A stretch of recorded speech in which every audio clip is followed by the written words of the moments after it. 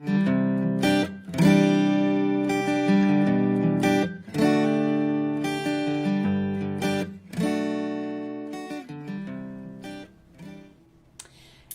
morning, everybody, and welcome to another Wednesday of Get It Got It Good with Naja Wilhite, which is me, your host. I appreciate you all tuning in today for this episode. As always, thank you, good morning, and let's chat. So, Get It Got It Good, it is the place where we give you the information, we make sure you understand it and are able to know where to go to get more, and then it's all good. As always, you can follow us on Facebook, IG, Twitter under Get It Got It Good G3. But more importantly, today we have another guest for you. This lady sitting next to me is phenomenal. She is a business owner, entrepreneur. She is a coach. She is a vocalist. She's an author. She does so many things that we're going to be able to tap into today and get the wisdom that comes from this woman. We've known each other for a while, so it's been a while, right? Yes. Actually, I don't even know how we met. But I'm about to ask.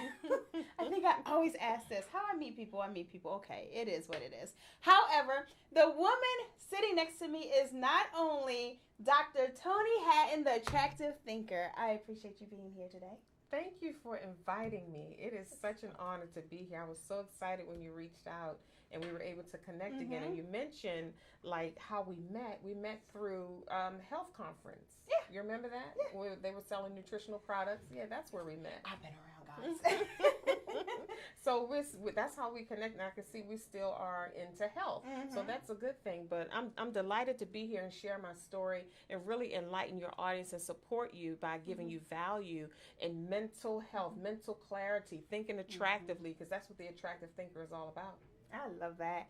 And a lot of people think that it's about luck, it's about who you know, it's about so many other things, but really it starts with your thoughts. Absolutely. And everything from your thoughts then moves on to your actions, your beliefs, who you become, who you attract into your personal space, right? Absolutely. I totally agree, Naja, because like you said, all of the things that you mentioned were external things. We think it comes from the external things, but it actually comes from internal, and we weren't taught that. No, we weren't taught to go inside. We weren't taught that there was value inside. You know, sometimes when you think about praying or you think about meditating or you think about going inside, some people get bored. Some people get scared. Some people are, not sure. They don't know what to expect. Some people may be receiving something and not even know what it is, because we weren't taught to, go inside. We weren't taught that we had value. Internal value. We've heard the phrase sleeping giants. Yes. But that's what we are. But when you think about going in and to discover something, because we're used to tangible things, when we discover something on the inside, it's intangible, so it's unfamiliar. But it's so much more powerful. Even with prayer, it can be construed as, God, why don't I have? Can you give me this? Will you solve this? And so many things that are solved have to come first from within. So one of my mentors always say, God doesn't stare apart cards. You got to get moving. But in order to get yourself moving, it begins with how you're thinking and feeling. It actually begins with how you're thinking and feeling. I like what you said about getting yourself moving. A lot of times when we have these goals and things that we want to accomplish with our lives, we think because we don't have what we want, we can't move. Because we don't have the house or the car or the money or the mate or the dream, that we can't get moving. But when you think about it, if you had the resources to make those things happen, what steps would you be taking? So take those steps now and you begin to attract. That's what attractive thinker is all about. You begin to attract instead of chasing. And that's so much easier when you're attracted, meaning just by being. And that's why we talk about going inside, because when you go inside and you start moving things around, shifting things around, straightening things up, just like you do in your house, now you begin to attract what you're looking for instead of always putting forth a lot of energy and effort chasing. Ooh, they look like they're successful. Let me run over there. Ooh, they look like they have what I need. Let me run over there. Not knowing that you are all that you will ever need to be in this life. So that's what thinking attractively is all about. Thinking in a way that attracts what you want instead of you putting forth all of your energy chasing and being exhausting, throughout your journey. Yeah, that is exhausting to be chasing your dreams. Yes. Always chasing. What would you say to the individuals who always say, look, I'm only attracting this. I'm only attracting this negativity. I'm only attracting this crap. We always say, crap attracts crap, and I'll keep it nice. But what would you say? What I would say to that, and I thank you for bringing out that point, is because the first thing I would ask the attractive thinker, because I coach attractive thinkers all the time, the first thing I would say is, what's going on inside? Meaning there's something inside of you that is attracting. When you find yourself, you say, man, I keep attracting the same kind of relationship. So every time I get some money, it's gone. Or I keep attracting the same kind of drama and experiences in my life. There's something inside of you that's doing that for you without your help. And that's why we go deep into the subconscious mind, so that we can sort these things out, because where we are right now in our lives, we have planted roots there. If you've ever tried to move forward and you feel yourself being pulled back, or you move forward and you can't get a grip, you've heard the phrase, I take 2 steps and I go 1 step back. There are roots planted where we are. You got a song, 2 steps forward. I'm not going to sing, but go ahead. I got a song for everything. I'm sorry. So there are roots planted where we are, and when we get a new idea, we want to move forward with the idea, but we fail to notify the subconscious mind, like, hey, we're moving, hey, we're doing something new. So we just stay right here trying to go here, but your feet won't move because there are roots there. So we got to go inside and deal with those roots. Then when you straighten out the inner man, you'll begin to attract the things that you want in life, instead of all the stuff that you don't want. All of the stuff you don't want.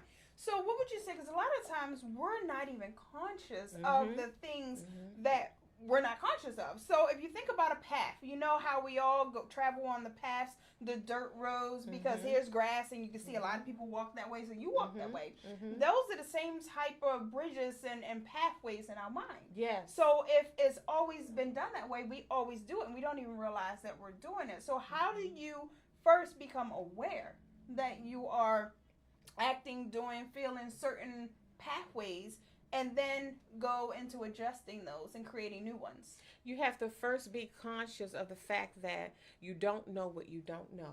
And what you don't know is real. People think it's out of sight, out of mind. It's not out of mind. It's just out of sight. But it's real. I always say that the spiritual world, or the invisible world, is just as real as the physical world that we see. So when you talk about those paths, those are habits that have been carved. It's just like a groove. If you keep digging in a certain way all the time, you will carve a path, a groove there. After a while, it becomes easy to go that way. And when you try to get off of that path, it's almost like jumping a track. It takes effort to do that. So it's the same thing inside the mind. When you keep thinking in the same direction, I was just sharing this with an attractive thinker yesterday. It's your thinking. If you keep thinking, see, the thoughts is a whole pattern. It's a whole thought system. And when you're talking about changing something or carving a new path, you got to change the system. And that's what people don't have the courage to do. They don't like to sit in their thoughts. They don't like to feel what's in there or experience what's in there. But it's just like jumping a track. Once you jump that track, it's smooth sailing. You're carving a new path. You stay in that lane and carve a new path for yourself. So it's like one of the ways that I found that works for me for changing thought patterns or being in a moment, like, okay, I'm angry now. Why am I angry? Becoming aware of your feelings and then going back and figuring out why you feel that way. But one of the things that have opened me up to experience these things is through reading and seeing things from a different perspective. Because two things, and because we're going to address your book, but two things is, some people say it's just reality. You know, for example, news. I know a lot of people love the news, right? And it is a reality. It's a reality for the people who are living in those stories. But there are various different realities for different people. And you can choose your reality based on your thoughts and how you handle what is coming into your century, right? I agree. So you've written a book based on... So tell me about the book. Okay, sure. So this book, Don't Be Afraid, He's Preparing You. You can actually find it on Amazon.com. Don't Be Afraid, He's Preparing You.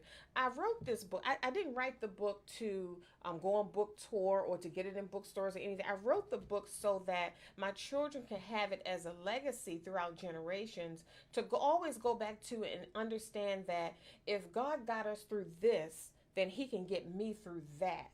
I just wanted them to have a record, because when we were experiencing this, some of the children that I have now weren't even born yet. Okay. And I wanted them to understand this book is about a defining moment that I had in my life. October 17th, 1987, my firstborn son at 10 months old was diagnosed with retinoblastoma, which is cancer of the retina in both of his eyes. By the time he was 5, Naja, we had to make the decision to have his eyes removed in order to save his life. So between pre-K and kindergarten, he went from sight, partially sight, being legally blind, to total darkness. So it wasn't until he became a grown man that I realized, I'll say maybe 18, or he was 18 or 19, and I was just minding my business out of the blue, right? We're talking about that invisible body that we are, the spirit being, right? And going inside and shifting something. It also has wisdom. And it will remove the veil from your experiences and help you to really see what they are. It wasn't until he was like 18 or 19, I was sitting on the side of the bed putting my shoes on. The kids were outside in the car waiting for me to, we were Get going out of the house, yeah. Right. So I had this vision. It just came right before me, and I was walking through this like junkyard. It was like piles and piles of stuff, right? But there were shiny little things inside of the rubble. And I kept looking. I was like, what are these things? And I heard a voice say, you came out, but you left your stuff in there. And that's what we do in our experiences. If we don't take our experiences and make something valuable of them, they're just sad stories. Yes. And I just refuse to allow my experience to be a sad story. So I heard a voice say, the same way you showed your son how to see without eyes, show people with eyes how to see. And that's what the attractive thinker movement is all about, showing you how to see beyond your circumstances and then develop the courage to focus on what you see until it manifests, until it becomes your reality. You mentioned that reality. So the attractive thinker movement is about, it's a way of thinking. It's a pattern, a habit of thinking. That means you got to go contrary to the way we were taught to think. Yes, against the flow. Against the flow. That's the hard part. And I posted on my Facebook page this week, following your heart. That's the easy part. People say, oh, following your heart is hard. Following your heart is the easy part. The hard part is following your heart around people that don't even know their heart exists. Following your heart is the easy part. But the hard part is following your dream around people that don't follow their dreams or don't know dreams exist or don't believe in a dream. Ooh, Yeah. My. And then you ask them, well, then what is your purpose of being here? They have no answer. Yes, because we weren't taught. We weren't taught that we have internal value. We weren't taught that dreams are real. Dreams are real things. They are tangible things. We weren't taught that consistency, it has value, or character has value, or commitment has value. So we overlook those things, but we have those things inside. We weren't taught that courage has value. Yeah. See, the only way we see that courage has value is when you're around someone that don't have courage. Yeah. Now you see what that looks like. And we usually don't like what we see when we see that. But when we're faced directly to it. And all of those things are seeds. And with seeds, like anything else, you have to water them and nourish them. And so they'll grow. Yes. Right? Absolutely. Do you find that people who are naturally have their vision, their hearing, their senses are sometimes more blind or deaf or mute or whatever when it comes to people who are born without those, who have some type of disability? And I don't like calling it disabilities, but I get exactly what you're saying, and it could be many reasons for that. One of the main reasons is, again, we focus on and we rely mostly on our sight rather than our vision. See, we have sight. See, we have sight and we have vision, but because we rely more on our physical parts than we do our spiritual parts, which is the core of who we are. We all really are spirits. So relying on the sight is seeing things that are in front of me. And this is what I've learned about sight and the things in front of me. This stuff is old. It's already created. It's already done. But when you tap into your vision, you're talking about new, something never seen before. Exactly. And that's what we should be living from, the vision and not the sight. Living from your heart and not your head. Your heart has your dreams and your aspirations, the things that make you smile when nobody's looking. The things that you daydream about, the things that you see and fail to believe. They're all here. So when we live from this space, we begin to create a new world.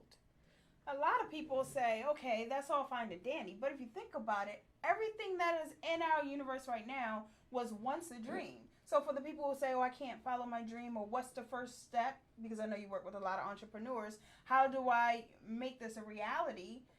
Everything started unseen. So how do you go from the unseen to the seen?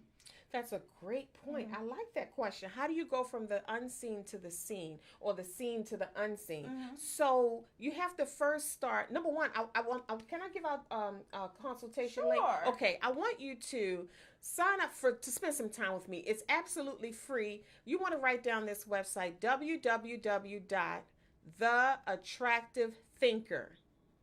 It's got some length to it, so pay close attention. www.theattractivethinker.setmore, setmore.com. Setmore.com. Spend some time with me. 30 minutes, free consultation. Let's sort some things out and get you squared away, like you said, shifting from the sight to the unseen. So in order to do that, you have to first believe. You have to first believe that there is more to the unseen than it is to the seen. If you don't believe that, we're going to have a hard time. Because belief is that internal value. It's that thing that has value that we don't think has value. Belief is strong. When you believe something, you go after it. If you don't believe it, you're not going to go after it. Exactly. So you have to first believe that there's something out there that's calling you that you aren't aware of. Just because we don't know it doesn't mean it doesn't exist. Okay. So after that, we have to go inside and start sorting some things out. Who are you? You know, people don't even know what they like. They don't know what your triggers are. You know, what moves you. What makes you happy? I asked an attractive thinker one time during a coaching session, when was the last time you were happy? And she said, about 25 years ago when I gave birth to my daughter. Wow. That was sad. The last time she remembers being happy. If you think about it, though, a lot of people do not like to spend time with themselves.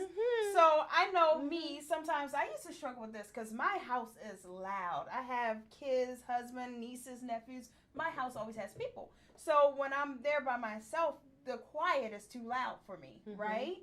But then once you start spending more time by yourself, you start to crave those moments. And then you see, okay, I like to do this, or I like to go to the movies, or I like this type of book. And you have to go through that uncomfortable period, don't you think? In order to figure out who you are and therefore to find yourself and to find your direction. Yes, that's the key right there. Finding yourself. We got lost in the midst of life. We stepped out into life and we had all of these responsibilities and we forgot who we were. We forgot the fun parts of ourselves, the creative parts of ourselves, the dreamer in us. We forgot that. But you talked about spending that quiet time with yourself. Of course, there's a lot going on. You gotta sit there until the noise settles. And right beyond the noise is the real you. Behind all of that stuff that we've piled on, because we started collecting things and piling things on into our lives because we thought we needed them. We felt like they defined us. And not knowing that the more we gathered externally, it piled up right on top of and covered and hid who we really were. So now, like you said, how do you go from the seen to the unseen? We got to start removing the layers, getting rid of the stuff we don't need, getting rid of the stuff that doesn't add value. We know what it is. Oh, yeah. We're attached to it. We're tied to it and connected to it. Oh, I got to get rid of this, but this has sentimental value. Or I had this for 25 years. Or I've been knowing Pookie for 35 years. You see what I'm saying? We've all become a little bit of a pack rat. Anytime we have to have a house for our stuff. Just think about the industry. The storage industry has just blossomed, right? Yes. So, I mean, there's so many things. Once again, there are several ways to reach you because I definitely don't want to leave that out. You mentioned Facebook. You mentioned the website. Yes. Where else are you? Instagram, Twitter, LinkedIn, Pinterest. We have a private The Attractive Thinker Facebook group. If you send me a friend request, you can find me on Facebook under Toni Hatton. You can find the private Attractive Thinker Facebook group under The Attractive Thinker. You can get on my email list. www.freegift. There's a free gift that I have for you. Write this website down, www.freegift.theattractivethinker.guru. Everything has my website on the end. freegift.theattractivethinker.guru, Guru. You'll receive a series of five videos over a period of 5 days. So every day, check your email. They're incredible. They're going to help you, like Nigel said, move from the seen to the unseen. They have worksheets, things that you're supposed to do after you watch these videos. So get your free videos at freegift.theattractivethinker.guru. Awesome. So you've done a lot of things, right? Yes. Yes. It's been an incredible journey to witness, right? So you start off like you grew up, and then you started off in what field? Because I don't think you started off as the attractive thinker. So Absolutely. how did you venture into that? Was the attractive thinker after your son became 18, and that's the route you took? Yes, absolutely. It was a result of a defining moment. You know, defining moments change our lives. They alter our lives. They like turn everything upside down, and the world that you knew existed no longer exists. You got to think differently, respond differently. You know, so the attractive thinker movement, like you said, I hadn't planned on doing any of this. I hosted my own radio show. I'm a speaker and coach and, you know, vocal artist and author and all. I hadn't planned any of that, right? The only dream I had, Naja, was to sing and have a large family. And God bless us with 4 kids. But that's the only dream that I had. But see, there's an ultimate plan for us as well. There's a scripture in the Bible says that many are the plans in a man's heart, but the purpose of God outweighs them all. So He had a purpose. He has a purpose for you. All of your viewing audience, all of your listening audience, God has a purpose for you. What we have to do is trust that process, even though we don't understand it and it's painful. Defining moments break your heart. Defining moments are no joke. They break your heart, but that breaking has a purpose. My heart had to be broken in order for it to release the treasure that was in there. Remember, we talked about your treasures in your heart. How do you get in there? Your heart has to be, you have to go through certain things because they make you who you are. I wouldn't be who I am had not I been through certain things. And that's what I want to say to your listening audience. You wouldn't be who you are right now had you not gone through certain things. You were shaped and carved and chiseled and fashioned in such a way to fit a certain area in life. And if you decide to change, if we could, Naja, if we decide to change one thing about your life, you change everything about your life. That's what we fail to realize. But you're mentioning that word change, and the word change for a lot of people have a negative connotation, right? Change is bad. I don't want to change, and if I change, I will no longer be who I am. And having teenagers right now, and they're going through this where they're starting to think and see the world differently and talking about, well, I need to change because I don't like that part of myself, but who will I be? And nobody will recognize me. So change is a good thing, but what would you tell somebody who's resistant? That's a good question. When you're not changing, you're not growing. And anything that's not growing is dying. Exactly. It's dying. We were designed to grow. We grow from, higher levels of greatness to higher levels of greatness. We evolve. And what I want to say that you may not know is there's no end to you. Have you realized when you get an idea, another one comes? Yes. Where does that come from? And then you write the book and you're done. You think you finished with the project, and then another book idea comes. Where does that come from? We're endless. There's no end to you. So there's no destination. It's the journey. You got to embrace the journey. Be in the moment and embrace the journey. You have to change in order to reach higher levels of your greatness. Who you are right now is not who you were a year ago. I know I'm not the same. Yeah, right. And I wouldn't want to be the same, right? Because things are changing. The times are changing. Technology is changing. And we have to change with that. Consciousness is changing. People are becoming more aware that there's more to us than just our physical bodies. Exactly. And they're becoming more aware that you can go inside and shift some things around and see it manifest on the outside. So that's a part of change. We have to grow into that. So change can be scary. It can, but it can also be rewarding.